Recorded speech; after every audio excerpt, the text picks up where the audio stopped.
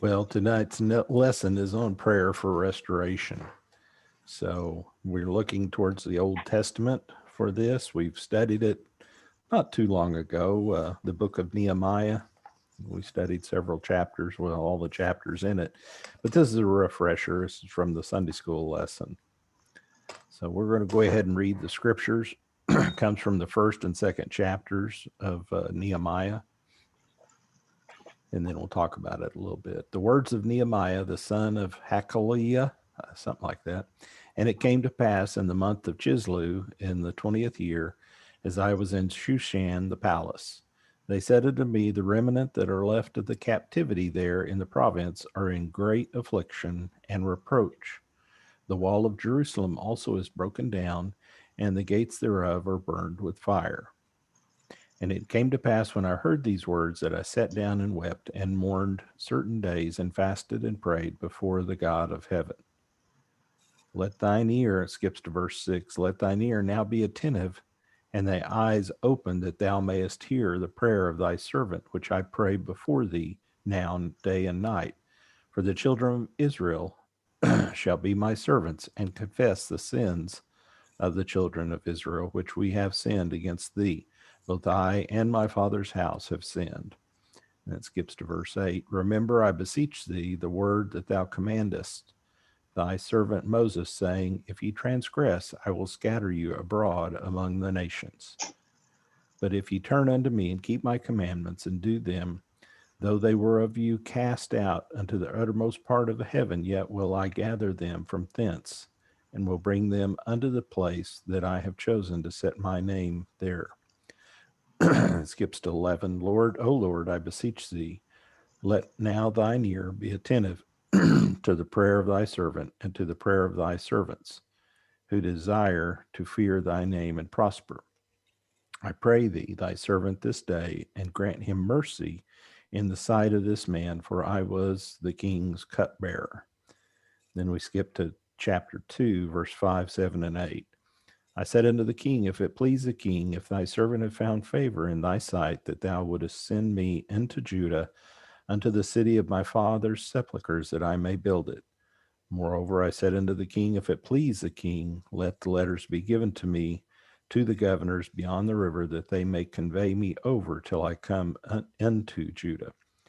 And a letter unto Asaph, the keeper of the king's forest, that he may give me timber to make beams for the gates of the palace, which appertain to the house and the wall of the city, for the house that I shall enter into. And the king granted me according to the good hand of my God upon me. Now if you remember the last two or three books of the minor prophets that we studied, one of them was Nehemiah and one of them was Ezra. And of course, we studied some others too. But we see in this particular place, there was actually several books, and they all talked about the it talked about prophesying about the taking away of the people of Israel unto the Persian Empire, being captured by the Syrians and the Babylonians at the time.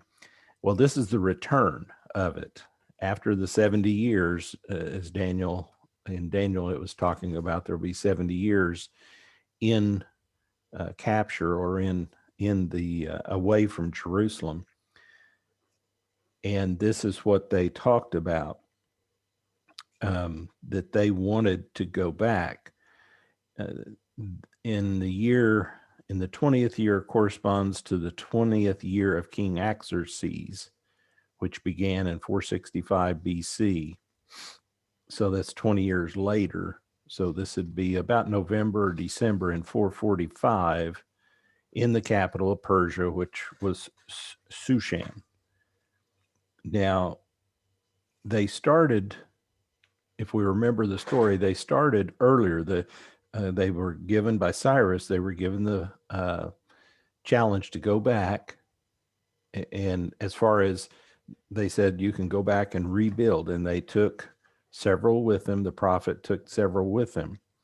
And because of that, they started and wanted to rebuild the temple, and they got delayed for several years. It's some 20 some years that they got delayed. And because of that, then Nehemiah was received the vision or received the calling from God to go back, because he had heard from the people that had came back from Jerusalem into Shushan or into Persia, that these things, they said unto me, the remnant are left of the captivity there in the province are great affliction and reproach. The wall of Jerusalem is also broken down, the gates thereof are burned with fire. When they went back, they had a lot of problems with the people that had taken over.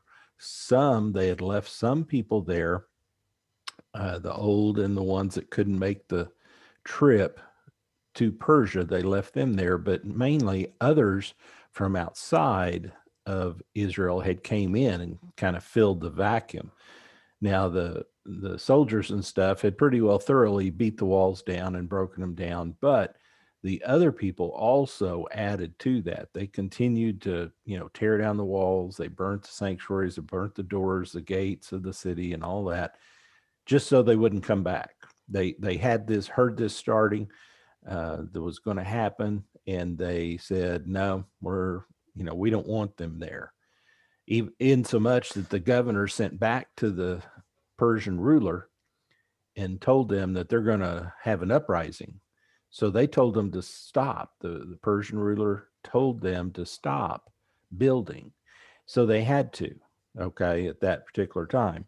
Now, several years later, Nehemiah comes on the scene, and we don't know a whole lot about Nehemiah, but the one thing he does tell us that he's a cupbearer to the king. Cupbearer means that he's the one that tastes the wine and tastes the food of the king, just to make sure there's no poison in it, nobody's trying to kill him. So he's a trusted individual. He watches over the food as it's made. He's watched, over everything. And even at the very last minute, when he eats the food, if he didn't do his job right, he's dead. So the king put him in place, or he was put in place by God to be the cupbearer. He had access to the king. And that's what he's talking about here in the first 6 verses. Well, actually, all down through here to verse 10 and 11. And if you read the rest of the scriptures in the first part, it says that he's downhearted, Nehemiah, that he, his face, he's actually praying. He prays to the restoration of Jerusalem, and that God will help him do what he needs to do. And we see, if you go on through, it talks about in that time period of Chislew, the month of Chislew, it was 4 months later till he got to see the king, or was able to approach the king about what's going on. And the king noticed him, that the cupbearer wasn't happy. He had this sad countenance upon him. Of course, he'd been fasting and he'd been praying. He'd got all the people around him to do that also. It tells us that they did. And because of that, he was just downhearted, because his city that God had told them that they could go rebuild hadn't been rebuilt, and it's actually been torn down, or even gotten worse maybe than what it was supposed to be. And then the first 4 verses of chapter 2 goes into the parts about the king sees him and he asks him, well, why are you so downhearted? Because the king, he tried to build people around him that would build him up and keep him, I don't say happy, but keep him entertained, tell him the best of things, be I guess a yes man for him, to try to tell him that he's doing everything he should be, trying to do all these things. And he noticed that typically Nehemiah was upbeat, but here he wasn't. and he asked him, "What can I do for you? What can I, what can I make? How can I make it better?" He said, "Why are you so down?" And he said, "Because my city is being destroyed." Then he wants to go and go rebuild it. He asks him what's he's going to do. And that's what he goes back and he says, "If it please the king, if my servant found favor in your sight, send me to Judah into the city of Jerusalem." That's what he's talking about, that he may build it. And then the king asks, "Do you have anything else? What else is going on?" Well, then he says, "Okay, give me writings, so letters, so I can pass through, and that the governors of the areas won't bother us, that they won't bug us, that they won't try attack us. We'll show them that you're okay with this," because they did that once before, they knew, and that they got run down. They got kind of tore up. And then it said, "Moreover, if it please the king, let letters be given unto them into the Judah." And then another letter unto Asaph, the keeper of the king's forest. Now, here again, the king, Babylon captured, or Persia captured, just about everything from Israel, north and east and south. Shushan, if you know where it's at, it's kind of west of Babylon. I'm sorry, east of Babylon, and it's called the winter. It's in the winter. That time period where he was there was in the what there would be considered their winter period, and so he was telling them, "Go, you have to go there." And it may not have been the person there, but we know from reading the history, the what was it, the keeper of the king's forest. Well, the king's forest was entire and over on the east coast where they had the cedars, and in Lebanon where they had the big tree and the groves. So he said, "Let me have letters saying that I can have whatever timber I need to build the house back, to build the gates back." And also he says, "The house that I shall enter into." So he's saying, I'm going to be, I need a house to stay while I'm there too. So the king granted him this. He gave him the authority to get the materials, all the materials he needed to rebuild the temple, or the gates and the building around the walls around Judah. Now they still had a lot of rocks there. They just had to go put them back in place. They'd been torn down when the Babylonians come through. And like we said earlier, the other people in the areas had tore down some of the walls. So they would go through, and then you can go on and read all this. But the whole story, we go through the story, but it's the message, the prayer that he prayed, when we see that he's given this chance. Said in verse 4, when he heard these words, he sat down and wept and mourned and fasted and prayed before the God of heaven. And he was praying from almost 4 months until the king saw him. So in this particular one, it's a prayer for restoration, is intervening. We talked last week or 2 weeks ago about interceding prayers. This one is to restore them back to where they should be. And if you go through and read through the first 3 or 4 verses of chapter 2, when the king tells him what he wants, then I'm not sure if he actually was ready for it. So he had to do some quick praying then. So, okay, the king's going with this. What do I really need? Now, he may have already had out a list and everything that he wanted, but it's the prayers that's supplemented for this 4-month period that he was calling upon the people to pray with him to get this accomplished. Otherwise it wouldn't have happened. And again, it's not particularly for him, it's for the country, for the people of Judah and the people of Israel, so they can get back to their nation. They'd already told them they could go. There's actually 3 different waves of groups that went and left Persia and went to Jerusalem, and you go and read the different prophets, it was all during that area. This is that third wave, kind of the final wave that went through there, where a lot of people went out and went over back to Judah. Now, it still wasn't near what it was before, but because people had gotten soft, they'd gotten used to living in the city in Persia, and they wanted to stay there. So,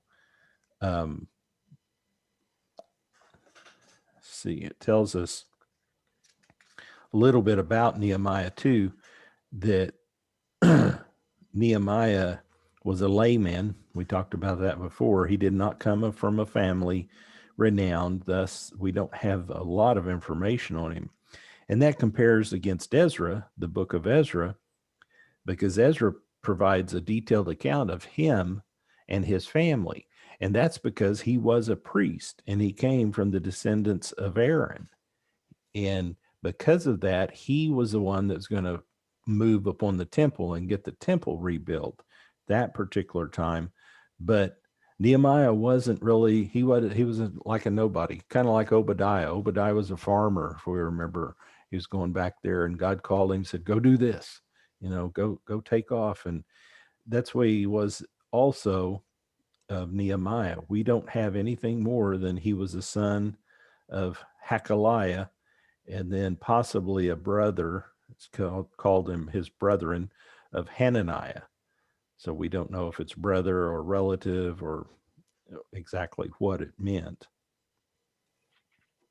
But that goes back and tells us all that information from there. And when he was going back, he was greeted by these people that came back from Jerusalem, telling them the condition of what the people lived in, that was in the, had escaped through the exile and was also living that particular time in there.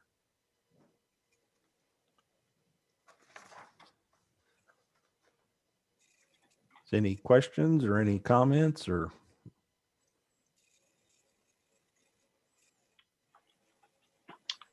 I guess we need to be a lot of Nehemiahs today. We need to pray a lot for our country and this world as a whole. We do. One of the things I was reading today was, we don't want to get caught up in the thinking that, okay, yeah, as we understand it, it's going to be a pre-tribulation rapture, and okay, whatever happens, we're going to be out of here in a little while. Well, that's true, but we still have to have compassion for the people around us that won't make it.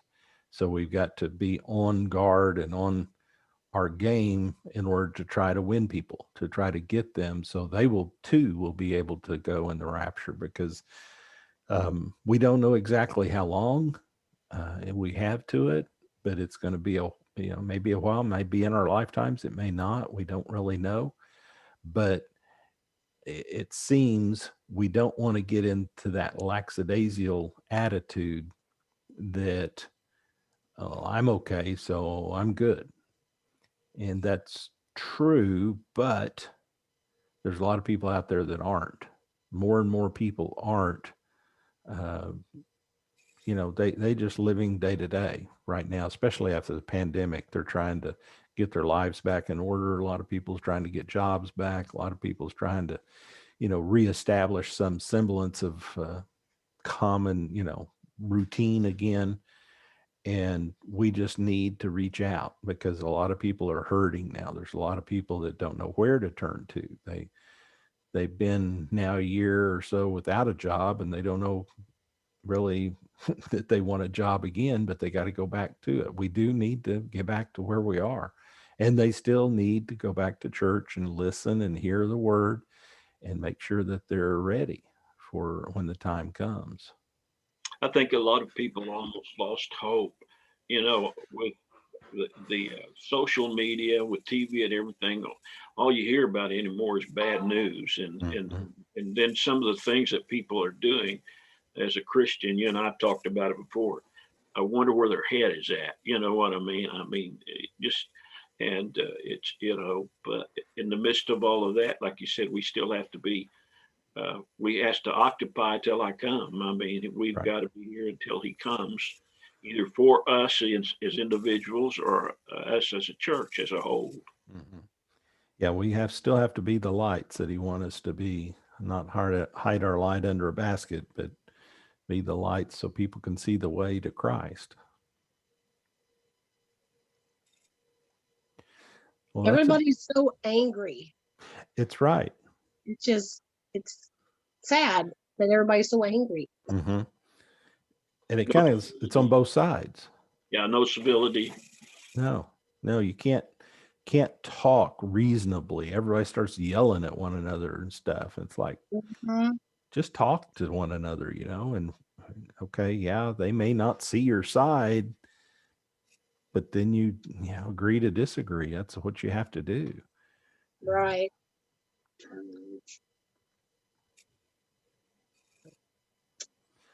All right. Well, we'll see y'all Sunday, I guess, if not before.